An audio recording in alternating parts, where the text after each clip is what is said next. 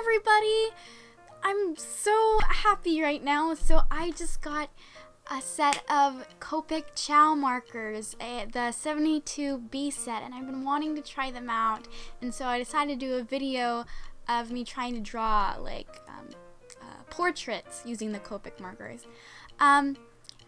I want to start off small because I don't have like a very huge set. Like I have 72, but if I keep using that 72 in bigger pieces, what's gonna happen is I'm gonna use up the ink too fast, and I want to wait till I get just like another set or something. I mean, I'm still gonna use them. I mean, I'm waiting this long for them. I'm waiting for, I don't know, 12, 13, 14, 15, 16, like almost four and a half years to get Copic markers, and I finally have them, and I'm so excited.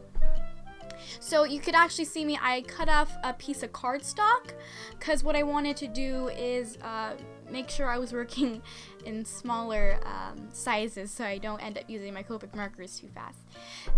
And also, what I used to sketch with, I see a lot of artists use colored pencils to do their outlines or to do their like under sketch before they color on top.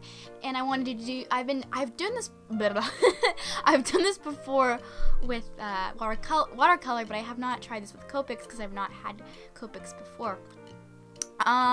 So I'm using my Prismacolor Verithin in dark brown, and so I began to color in the skin, and I realized it was very blotchy and not very even. And I'm like, what is going on? What am I doing wrong? And so I looked up a tutorial to figure out what I was doing wrong, and it kind of helped me. I don't exactly sure, looking back on this now, I'm not exactly sure what happened. I think I wasn't working quick enough, or I was working in I was stroking my marker in a really weird ways, and this is a brand new medium, so I don't know what I'm getting into. And so I completely trashed that. I was like, okay, I'm not using you anymore. And so I completely made another illustration instead. Same colors I wanted to use, but instead I used a tannish color, a darker tan, and then put the brown on top of it in hopes that it would like smooth out or even out the colors. And I also tried a technique where you go up and down on the skin. I think I was trying to go in like 4 different directions with coloring with markers originally, and I think that's what messed me up.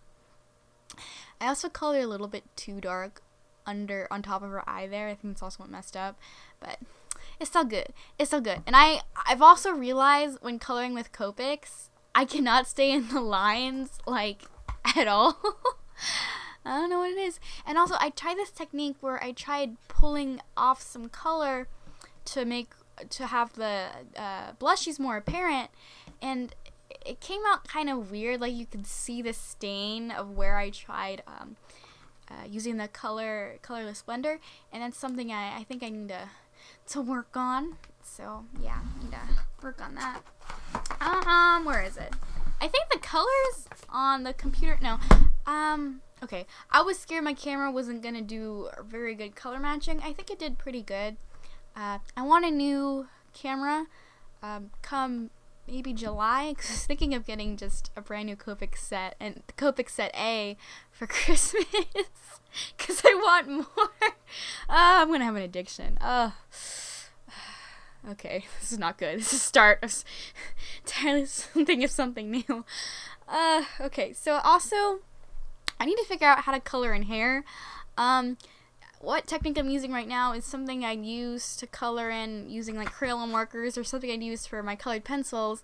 And I don't really know if I'm coloring the hair right or if I'm doing this right. I'm still not exactly sure how to blend. And yes, I am limited to some colors, very few colors, so I'm trying to figure out how to blend with very few colors. I did want the hair to be this bluish green turquoise color, but I wasn't sure if I had the right colors for that. I gotta learn some blending techniques. Oh, and I also have a test page to figure out what color combinations I want to do, which is always a great idea to do with any medium you use. Have a test page and see if the colors are working together while you're doing it, also before you start coloring in your piece. I don't know what cardstock this is. It's very thin. I kind of just stole it from my mom's craft room. TBH, she'll never notice. And it's not very thick cardstock. It's like that very thin cardstock. It almost feels like the cardstock you get on a flash card when you like buy those flashcards at at Walmart or something. It feels just a little bit thicker than that, and I really don't like how that is. So I need to invest in some new paper. And also, I tried to do this like white mark on the side of her face. Like I was trying to do highlights, and I was like, okay, that doesn't look good. So I just kind of like fix it with my Micron, which I'm also using to outline all my drawings. I am using Sakura Pigma Microns. Yeah, that's what I always use to outline my drawings, and I also use Staedtler fine liners, which I haven't really experimented with Copics yet, so I'm hoping to do that in the future. So after working with a piece with a girl with very dark skin, I decided to try some of my lighter colors for a skin color.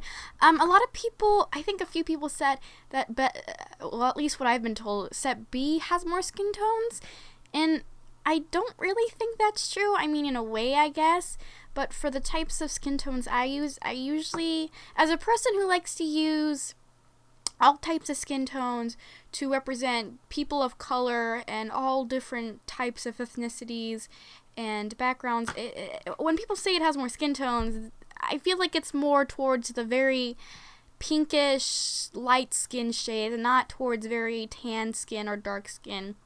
And I realize set A has a lot more browns than this set, and I think I should have gone with the A set instead. Not that I don't use light skin tones either, but I really do. But I feel like set A might have had more of what I was looking for than set B. I kind of wish I got set A. Also, it has more yellows.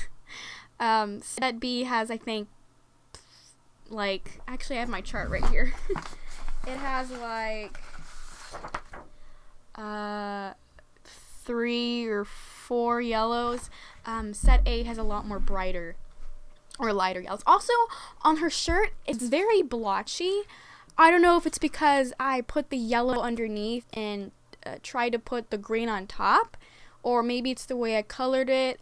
I'm not sure. But I really gotta experiment. That's what I'm trying to do here. I also will show a picture. I printed out the Copic marker hand color chart, and I will leave a little picture at the end of the video to show what colors I got within the Copic B set. So yeah. Oh, and also I wanted to have her colored hair more on the purple side, but it ended up being more on the blue-violet side because I have more blues in this set more than the lightish, like, lavender colors I would want. I don't know if more lavender colors are in the A set, but it's something I would like to look into.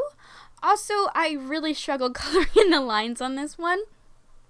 And also, when I color in the shoulders, and I tried using the color blender on top, it left a lot of, like, these streaky marks. And I've noticed some people with, like, it looks like watercolor, and then you can, like, see the colors being separated. It's, like, really weird. I've heard that it depends what paper you use, so I guess that's something I have to experiment with in the future. And also, looking at my cat drawing now, I realized that some of the colors come up, and I really don't understand why. Maybe I didn't color it in the way, but yeah. Also, when I colored in the eyes, I did not say in the lines at all. I messed up a lot. And also, towards the end on the skin, I tried to use, like, this purplish violet, because I see some YouTubers use that to shade in skin. I found that, like, really interesting, so I wanted to try that also. And then I used my Staedtler fine liner in green to make my little kitty face on her shirt. Anyway, that's all I have to say.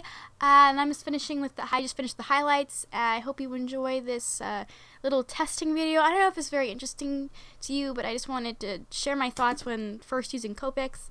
Anyway, I love you guys. See you later. Bye-bye.